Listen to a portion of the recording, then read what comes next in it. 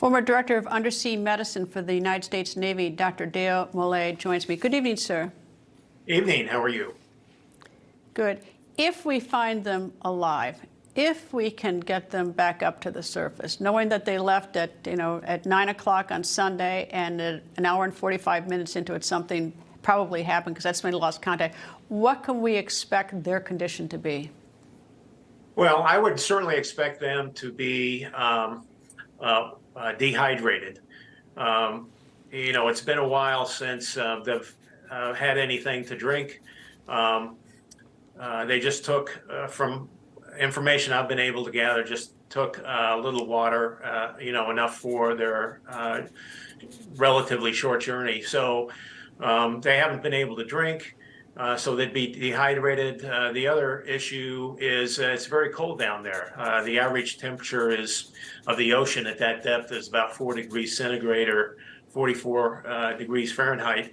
And so they're going to be hypothermic as well, and that will also increase their dehydration. So there was a similar incident to this back in 1973. The Pisces III submersible was stuck on the bottom for about 3 days. And when they were able to recover that vessel, the occupants were both dehydrated and mildly hypothermic. So this isn't the first time it's happened, but certainly the first time at this depth.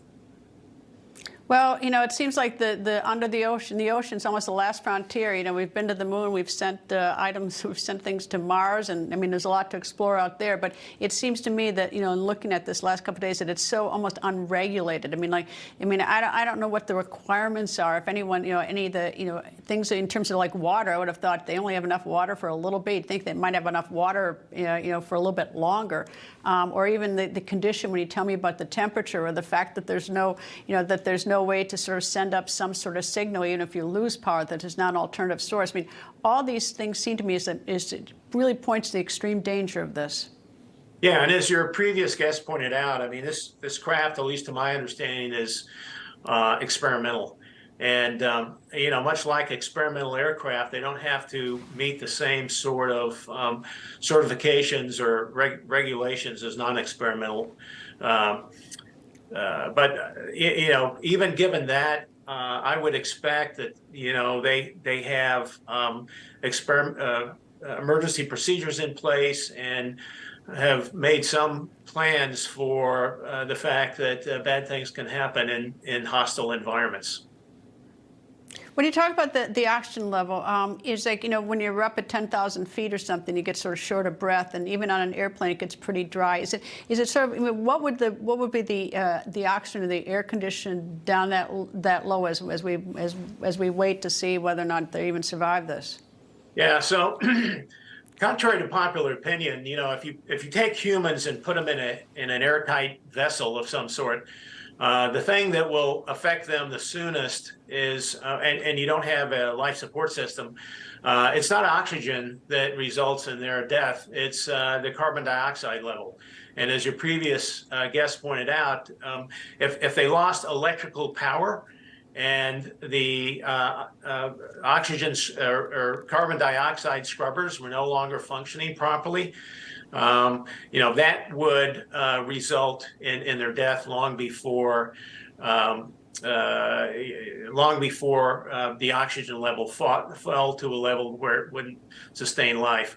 And those symptoms would be shortness of breath, headache, fatigue, even paranoia would eventually result in seizures, cardiac irregularities, and then finally death. So hopefully they still have electrical power and those systems are functioning. Interestingly, in the Pisces III incident back in 1973, they only had a life support system for that it was supposed to be for 72 hours. And by decreasing their level of activity, they were able to stretch that by almost 20% more. So, I know around 8 a.m. tomorrow, between 8 a.m. and noon, they're supposed to run out of life support. But hopefully, they've been trying to, if they are still alive, have been trying to conserve their oxygen usage, and they still will have more time. Well, I'm still trying to be very optimistic in a very bad situation. I've seen coal miners pulled out of mines over my years covering stories that we never thought would be pulled out. So anyway, yeah, let's hope for the best. Dr. Dale Molé, thank you, sir. Okay, thank you.